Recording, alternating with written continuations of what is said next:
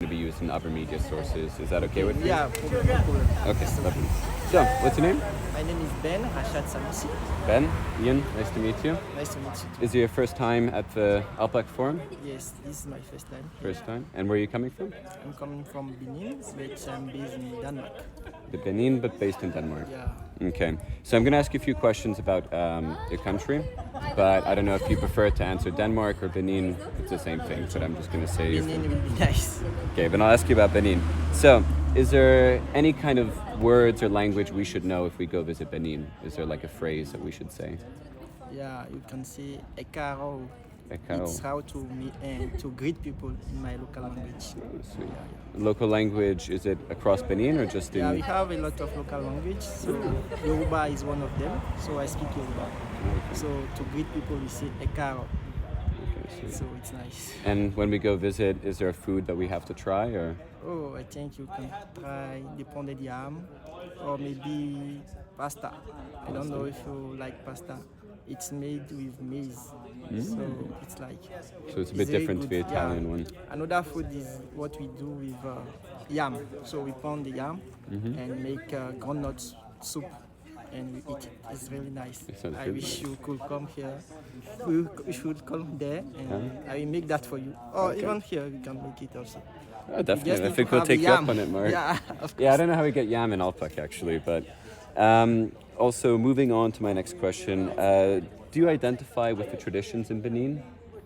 Yeah, no tradition is like a basic. Sometimes when you follow the rule, it's those rules who are part of the tradition help to protect the nature. So it's better to follow those rules sometimes.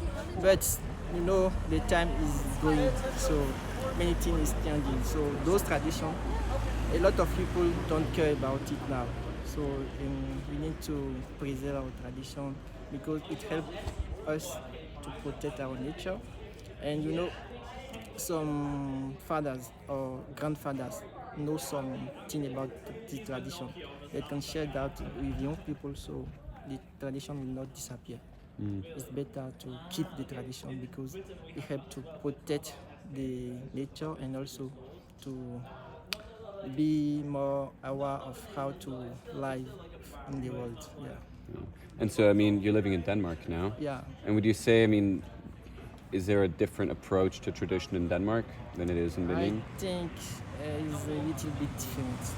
You know, Denmark is Europe, Yeah. Benin is Africa, and things are not like in the same way.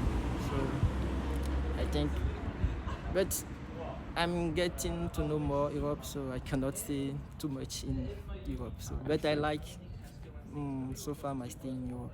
It's really nice. Well, seeing, I mean, as you're getting to know it a bit and you're seeing it, I mean, what do you think about the European democracy? What do you think about its state right now? Is it... So I think it's getting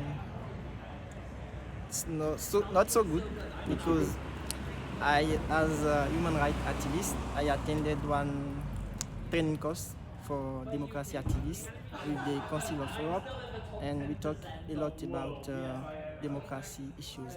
And even now, you know, everything is going online, and we have a lot of issues because democracy with digital is really something we need to talk about because some people can use your data for some things, but it's not good. We need to take care about our privacy. So it's really important to talk about those issues here so we can come up with idea, innovation that can tackle democracy. And is there anything that concerns you about democracy in Denmark in particular? You know, democracy in Denmark, I think, is good. You know, they always organize one summit on democracy. Each, I forgot the month, but I think Copenhagen is like a city that promotes democracy a lot. And also, I was in Norway in May, and they talk a lot about freedom of expression. Yeah, because Denmark is also doing good about freedom of expression, and it's really nice. So we can experiment how Denmark is working on that. So Do you mind if I ask you, when it comes to that type of stuff, do you think the EU is contributing to democracy? Do you think it has a role to play in the democracy of the world? Yeah, of course. EU have to play a big role.